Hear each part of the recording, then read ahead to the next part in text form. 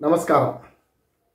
కాకినాడ పోర్టులో పెద్ద ఎత్తున అక్రమాలు జరుగుతున్నాయని రేషన్ బియ్యంతో సహా రేషన్ బియ్యం అక్రమ రవాణా, మాదక ద్రవ్యాల ఇవి కూడా పెద్ద ఎత్తున జరుగుతున్నాయని, పేలుడు పదార్థాలు కూడా అందులో నావల్లో పోతున్నాయని ఆరోపణ నిగుదల్చడానికి పవన్ కళ్యాణ్ నిన్న కాకినాడ పోర్టుకు వెళ్ళిన సందర్భంలో పోలీసులు సహకరించడం లేదని, ఎస్పీ ప్రతిసారి సెలవుపై వెళ్ళిపోతున్నారు. పవన్ కళ్యాణ్ కాకినాడ పర్యటన ప్రతిసారి కూడా అట్లాగే వీటి మీద ఓడను ఎక్కనివ్వలేదని, తర్వాత దురుసుగా ఆయన ఎక్కిన తర్వాత అసలు విషయాలు వెలుగులోకి వచ్చినాయని చెప్పి, అంటే ప్రభుత్వంలో భాగం పంచుకుంటున్న పవన్ కళ్యాణ్ ఉప ముఖ్యమంత్రిగా, ముఖ్యంగా ఆయన జనసేన పార్టీకి సంబంధించిన ప్రధాన నాయకులు మనకు నాదెళ్ల మనోహర్ గారు సివిల్ సప్లైస్ మినిస్టర్గా ఫస్ట్ అసలు ప్రభుత్వం వచ్చిన వెంటనే మొట్టమొదటి సివిల్ సప్లై శాఖ మంత్రిగా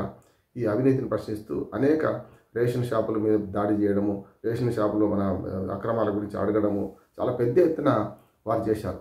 పిఠాపురం వెళ్ళారు, అట్లా మన కాకినాడ వెళ్ళారు. కాకినాడలోనే పెద్ద ఎత్తున, ఎందుకంటే అప్పుడు అంతకుముందు ఉన్న మాజీ ఎమ్మెల్యే వైసీపీ ఎమ్మెల్యే మనకు పవన్ కళ్యాణ్ అవమానించిన తీరు, పవన్ కళ్యాణ్ ఛాలెంజ్ చేసిన తీరు, ఇవన్నీ ఉంటే చూస్తే కొంచెం వరకని చెప్పిన మొదట్లో అనుకున్నాం దాని మీదే కాన్సన్ట్రేట్ చేశారని.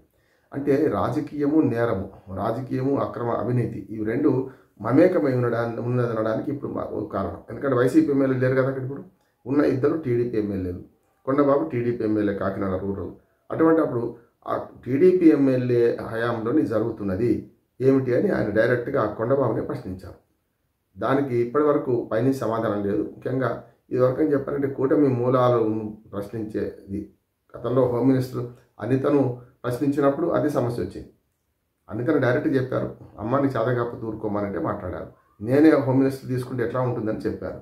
కానీ ఆ తర్వాత కొంచెం ఈ కూటమిలో ఈ లుకలుకలు ఏవైతుంటాయో పవన్ కళ్యాణ్ సూటిగా మాట్లాడతారు కనుక అది రేపొద్దున పార్టీకి లేకుంటే కూటమి నష్టం అవుద్దని దాంతో తనే సమయం పాటించి అటుపక్కన చంద్రబాబు నాయుడు గారు కూడా దాని మీద వ్యాఖ్యలు చేయలేదు. ఇట్లాగా అనిత హోంమంత్రి కూడా నన్ను ఆయన మందలించినట్టు కాదు సలహా ఇచ్చారని చెప్పి ఆమె సర్దుకుంది. వైసీపీ కానీ మన వైసీపీ వర్గాల శ్రేణులు కానీ పెద్ద ఎత్తున సోషల్ మీడియాలో కూటమి ఇసుకపోతుందని చెప్పి అయిపోతుందని చెప్పి కూటమిలో పవన్ కళ్యాణ్ పెద్ద ఎత్తున తిరగబడతారని చెప్పి రాసిన సందర్భాలు ఉన్నాయి. కానీ అది కొంచెం సర్దుమణిగింది.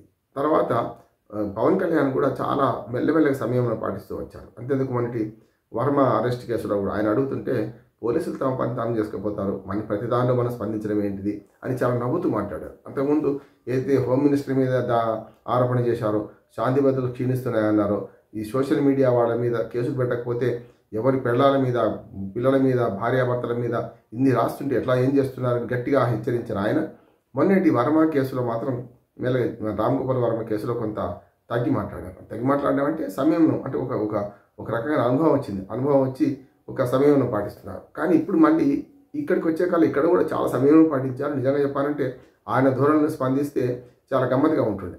అంటే సినిమా హీరోలాగా చేసేవాడు. ఇవాళ అదే జరిగింది. ఓడలకి ఎక్కడము, ఆ బియ్యం పరిశీలించడము. అంతకుముందు కూడా కాకినాడ రేవులోనే కలెక్టర్ గారు డైరెక్ట్గా చేసి పట్టుకున్న సందర్భం చూసాము. ఆ బియ్యాన్ని ఓడ పోతున్న తర్వాత వెనుక నుంచి ఇంకొక చిన్నపాడ వేసుకొని పోయి దాన్ని ఆపి అందులోకి ఎక్కి 640 టన్నుల రేషన్ బియ్యం, చాలా వేల టన్నుల రేషన్ బియ్యం పోతున్నాయి. అందులో 640 టన్నుల రేషన్ బియ్యం పోతున్నట్టు దాన్ని ఆపిన సందర్భంలో మనం చూసినాం.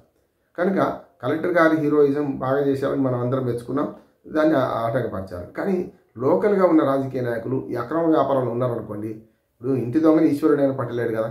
కూటమిలో ఉన్నా సరే, ఏ ప్రభుత్వంలో ఉన్నా సరే, గతంలో వైసీపీ ప్రభుత్వంలో అదే జరిగింది. కాకినాడ బేస్గా చాలా ఓడల్లో చాలా కుంభకోణాలు జరిగినాయి. అంతేందుకు మనకు విశాఖ రేవులో కూడా మనకు గంజాయితో తీసుకొచ్చిన ఓడనే వచ్చిందంటే మనకు అర్థం చేసుకోవచ్చు. విశాఖ టు బొంబాయి వయా హైదరాబాద్ మనం చూసాం, లింకులు చూసాం కదా. అందుకనే పవన్ కళ్యాణ్ ఆవేదనలో వారి ఎంక్వైరీ చాలా న్యాయమైంది అంటున్నాను నేను. అంటే ఎమ్మెల్యేని హెచ్చరించాల్సిందే ఒకటి. రెండోది ఎమ్మెల్యే చేతులు ఎంత ఉంటుందంటే ఇవాళ రాజ్యం అంతా ఎమ్మెల్యే రాజ్యం అవుతుంది. పైన ఎంపీ రాజ్యం, కింద ఎమ్మెల్యే రాజ్యం. ఎందుకంటే ఎమ్మెల్యే తలుచుకుంటే అంగన్వాడీ ఆశా వర్కర్ నుంచి అంగన్వాడీ ఆయా నుంచి మొదలు పెడితే అన్ని సిఫార్సు చేసే పరిస్థితి వచ్చేసింది. మిగతా స్థానిక ప్రభుత్వాలకు ఎలాంటి విలువ లేకుండా పోయింది. కనుక ఇంత పెద్ద వ్యాపారం జరుగుతుంటే ఎమ్మెల్యేకి తెలవకుండా జరుగుతుందా అనే మాట వాస్తవం. ఇది చంద్రబాబు నాయుడు దాకా మన అనిత విమర్శలు అదే, ఇప్పుడు కొండబాబు మీద విమర్శ కూడా అదే అవుతుంది. దీనికి వెంటనే స్పందిస్తే బాగుంటుందని మనకు చంద్రబాబు నాయుడు గారు కూడా ఓపిక పడుతున్నారు. ఇటుపక్క అటుపక్క రెండు చేతులు కలిసి చెప్పట్లేదు.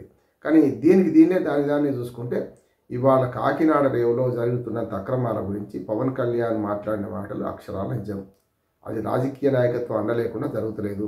ఆయన సూటిగా ప్రశ్నిస్తున్నాడు. గతంలో కూడా మీకు కూటమి ప్రభుత్వంలో భాగంగా ఆయన పోటీ చేయలేదు. 2014లో ఆయన గెలవలేదు, ఆయన పోటీ చేయలేదు, భాగం పంచుకోలేదు. కానీ అప్పుడు కూడా అమరావతి రైతుల విషయంలో పోట్లాడిండు, భూసేకరణ విషయంలో. అట్లాగే కేంద్రం నుంచి మనకు ప్రత్యేక హోదా గురించి బీజేపీతో ఫస్ట్ కంటయిండు, బీజేపీతో కట్ చేసుకుండు ఆయన. అట్లాగే రాష్ట్రంలో ఉన్న అప్పటి ముఖ్యమంత్రి చంద్రబాబు నాయుడు గారి మీద విమర్శలు పెట్టిండు. అందుకనే ముక్కుసూటిగా మాట్లాడే మనస్తత్వం కనుక ఇప్పటికీ 10 ఏళ్ల పార్టీ, 11 ఏళ్ల పార్టీ నడుపుతున్నాడు. 10 ఏళ్ల దశాబ్ద ఉత్సవం ఇదివరకే జరిగింది. అట్లాగే ఇవాళ ప్రభుత్వంలో ఉన్నాడు కనుక ఈ మాత్రం సమయంలో పాటించుకుంటే లాభం లేదని పాటిస్తున్నాడు. కానీ లేకపోతే ఇంకో రకంగా ఉంటుంది, ప్రభుత్వం లేకపోతే ఇంకో రకంగా ఉంటుండే. కానీ ప్రజల మద్దతు మాత్రం పవన్ కళ్యాణ్ లభిస్తుంది. ఏదేమైనా సరే పవన్ కళ్యాణ్ ముక్కుసూటిగా ఉంటున్నాడు. ప్రభుత్వ ధనాన్ని దుర్వినియోగం చేయదనుకుంటున్నాడు. తన చాంబర్లో కుర్చీలు బెంచీలు తెప్పిస్తుంది కూడా తాను ప్రభుత్వ ఖర్చు తీసుకొని నేనే సొంతంగా కొనుక్కుంటాను ఫర్నిచర్, అనవసరంగా ఫర్నిచర్ కొత్తగా కొనుక్కునేందుకు ప్రభుత్వం మీద భారం ఎందుకని మొదటి ఆదర్శంగా నిలిచారు. అట్లాగే తన సివిల్ సప్లైస్ మంత్రి నుంచి మా దాందెళ్ల మనోహర్ నుంచి ఆయనకు మంచి సహకారం లభించింది. దాందెళ్ల మనోహర్ గారు కూడా ఫస్ట్ దాడులు అయితే నేను ఆ మధ్య రాశాను ఒకటి ఏమంటే మరి దారాలు వెనక్కి లాగినాయి. ఆ దాందెళ్ల మనోహర్ గారు చాలా హల్చల్ చేశారు రేషన్ షాప్ బియ్యం గురించి, మళ్ళీ ఆగిపోయిందా అనుకున్నాం. కానీ ఇప్పుడు పవన్ కళ్యాణ్ గారి స్వయంగా రంగంలోకి దిగడం వల్ల ఎందుకంటే ఖచ్చితంగా ఫలితాలు వస్తాయి అనుకుంటున్నాను. కాకినాడ రేవు కేంద్రంగా ఈ అక్రమాలను ఆపాలంటే మంచి పోలీసుల సహకారం ఉండాలి, ముఖ్యంగా హోమ్ మినిస్టర్ సహకారం కూడా ఉండాలి. పోలీసులు నియంత్రించేది హోమ్ మినిస్టర్, ముఖ్యమంత్రి సహకారం అంతకన్నా ఉండాలి. అంటే ముఖ్యమంత్రి, Pawan Kalyan deputy chief minister, home minister ముగ్గురు కూర్చొని, అంటే సివిల్ సప్లైస్ మినిస్టర్ నలుగురు కూర్చొని ఒక శాశ్వత పరిష్కారం వైపు ఆలోచించాలి. గతంలో అవే అక్రమాలు జరిగినాయి, మళ్ళీ ఇప్పుడు కూడా అవే అక్రమాలు జరుగుతాయంటే ప్రజలు క్షమించరు.